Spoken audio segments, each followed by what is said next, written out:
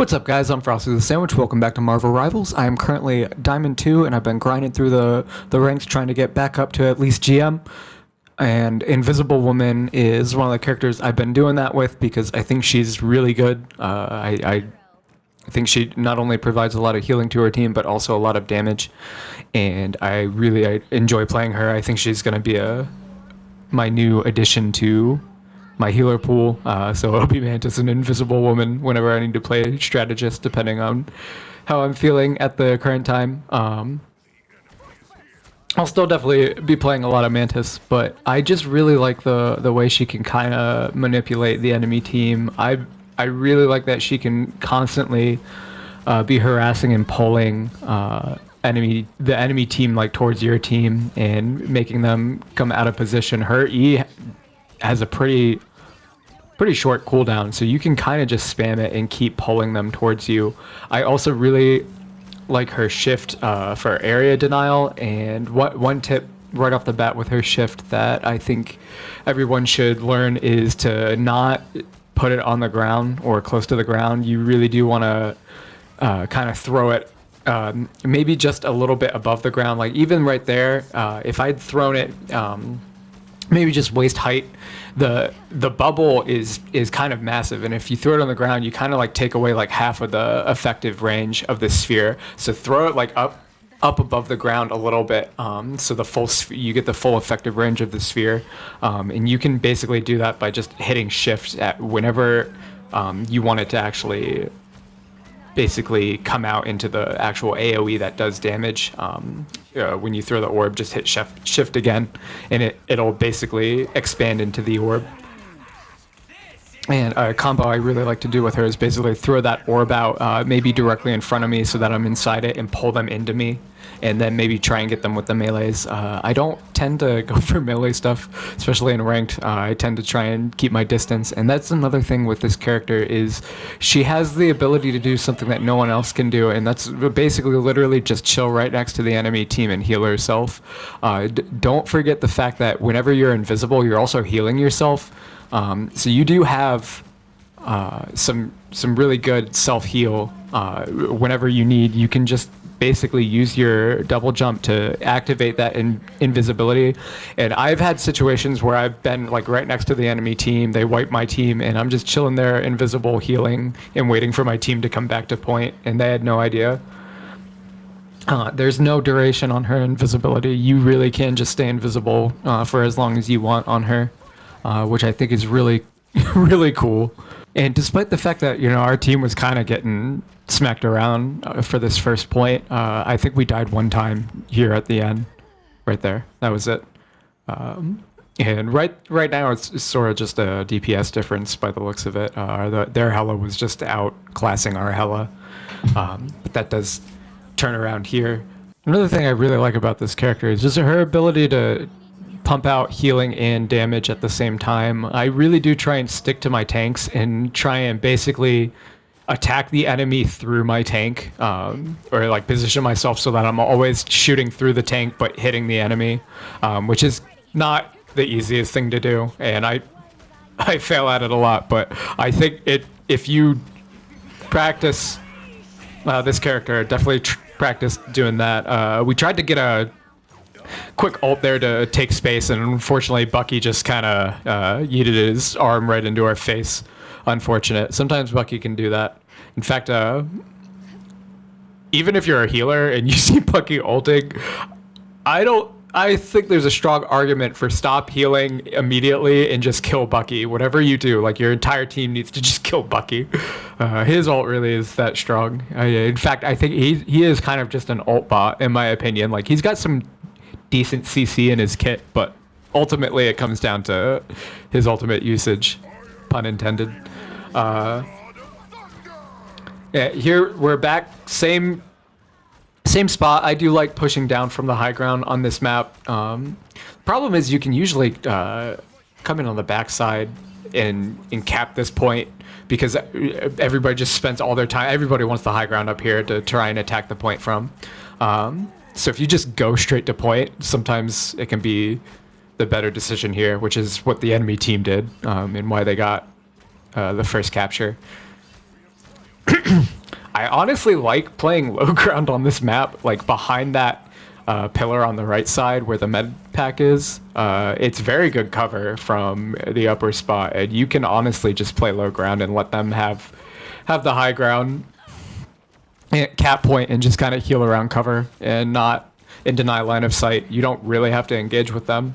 Another thing to note about the shield is you can, and I do tend to do this a lot, is I'll spawn it on somebody, but then I'll walk up next to it because it'll heal yourself too.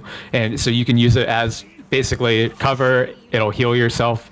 It's really good. Definitely try and move it around a lot to avoid them breaking it because the longer it's out, the more healing you get out of it. And it doesn't matter what health it's at. I believe it still gives off the same amount of healing until it's down. But you can kind of just spam it and move it around. You can also call it back with F, which will regenerate its health, but it'll actually put it on a cooldown. So be careful when you recall it, because if you need it in that moment, it's better to just move it to another teammate. Sometimes I'll even try and move it to a teammate that's kind of in the back line to just keep it safe until I want to move it to another frontline teammate, so I don't have to put it on cooldown. We actually hit our melee ability on that Groot there, by the way, to push him away after he ulted us, but it didn't matter. We still died. Groot ult will absolutely wreck you as a support, and most, I think, high-level Groot players are going to try and ult the support because they know you can just delete. Groot has a lot of damage really quickly, and he can delete you.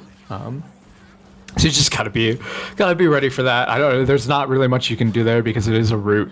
So you're just kind of stuck there and have to tank the damage that he does to your face. The best you can try and do is melee. She does have a ability. The third hit on her melee knocks away, and that's what I did there. Is I knocked him away from me to try and at least save myself or make it a little harder for him to hit me, so he can just basically wail on me, because most Groots are going to try and melee you, because he also has a 3-hit melee combo. But yeah, not enough. Died to Groot combo. Groots are deadly, especially as a support, just be wary of them. Here we're just going to basically ult to try and at least hold the space, because it looked like we were going to lose that fight. And we desperately do need to get back in and touch point. And thankfully it was enough for us to push back into the room and recapture the point, because we would have just lost the game there if we hadn't done that. So yeah, and then we're going to push up and make sure we block off these 2 entrance points, because at this point they're basically going to look to do the same thing. If they don't come in and touch the point, they're going to risk prolonging the game and possibly losing it. We recognize that the Psylocke, basically, the entire team wants to be aggressive, but we expect a bunch of ults to come out, so we did position correctly there, thankfully, and just hang back a little bit. Again, Groot comes in, ult in the back line, trying to be the hero, but it's just not enough. Yeah, that's why, I mean, I was serious. Those Groot players, the high elo ones, if you're a support main, look out. Groot has your number. He's coming for you. Be ready for it. His wombo combo will kill you, kill the walls, or just get away from the walls as quickly as possible. That's my best advice for surviving against him. Another thing to note about the shield, I think I did mention this before, is you can kind of just spam it on people, which is kind of cool, and just keep repositioning it. That's why I kind of like moving it around between teammates often. But it's such a cool ability and so versatile. And I don't know if we've had I think we do get a Storm at some point in this game. And another thing, I really like it with Storm, both as a Storm player, and it's just kind of nice to be able to have that up there and get some free healing. You don't really have to babysit Storm, a good Storm player, because they know that if they just hang around the shield, they'll get free healing until it breaks. So you just throw the shield up wherever they like to play. And you'll also hear a very distinct crack when it does break, so you usually know when it's back on cooldown.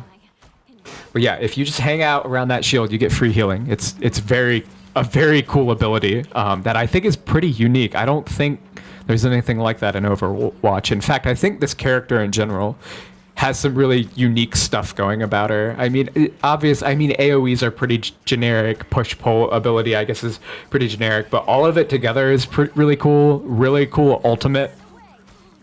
And just like the passive being indefinite. It's not like like Psylocke or Loki.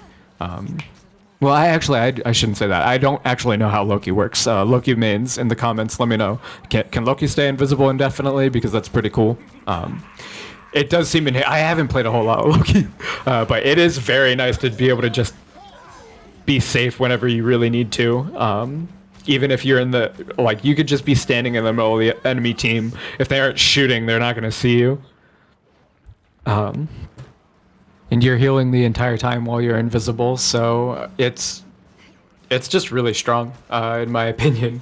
I think this character is definitely going to be seen at higher ranks. I don't know that she's pick ban worthy, but I think she's going to be a strong pick. I wouldn't be surprised if we see her in competitive tournaments and stuff. Because I think she not only does she have the healing output to, I think, be competitive with Luna and Mantis, because, I mean, let's be honest, those are the ones you got to compete with right now. Luna, Mantis, and Cloak and Dagger, too. I shouldn't count them out. I don't know why I always forget to mention Cloak and Dagger, but they're just as good, if not better, in my opinion. In fact, I kind of been sleeping on Cloak and Dagger. I tried her for the first time maybe like a day or two ago, and I immediately loved her kit, or their kit, I guess, sorry. I'd mainly say her because she's like the main healer, I guess, that you're supposed to play. Cloak seems pretty ridiculous, though. He is very strong. But I think alternating between them, like you go to him to cast debuff and reposition, and then you go back to her to do insane healing. Her healing output, I think, is probably the highest. It's like every ability does healing. If your team knows how to play with her, she does insane healing, I think. Probably the highest healing output in the game. Easy.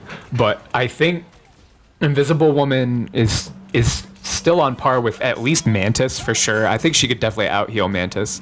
I don't know how she would stack up against Luna Snow. I don't know the pure numbers, or like the heal per second, I guess is what I would call it, on the characters. But she's got really good healing in her kit because her projectiles basically go out and come back. So you get 2 procs of healing.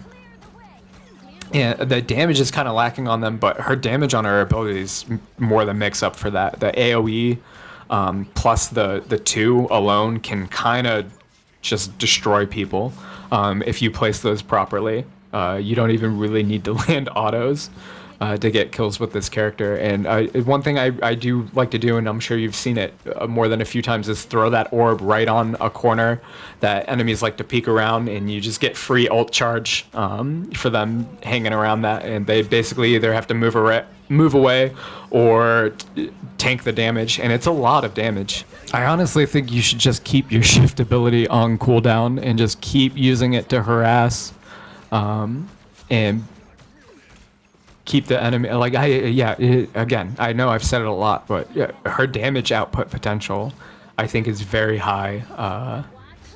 I think, like, combined, you need to be dealing a lot of damage and doing a lot of healing on this character to really get value, because I think pure healers are still going to out-heal you, unfortunately, but I think you are sort of like fitting into a Mantis role where you're sort of like an off healer, but you can also bring a lot of utility and damage to the team and just in general displace the enemy team. But yeah, that was MVP game I had on Invisible Woman. Really love her kit. Let me know how you guys feel about her in the comments. Do you like her? I think I'm going to be playing a lot more of her. You'll probably see more VOD reviews like this as I rank up. Again, thank you guys so much for watching. Please like, comment, and subscribe. It really does help me out. Till next time, stay frosty.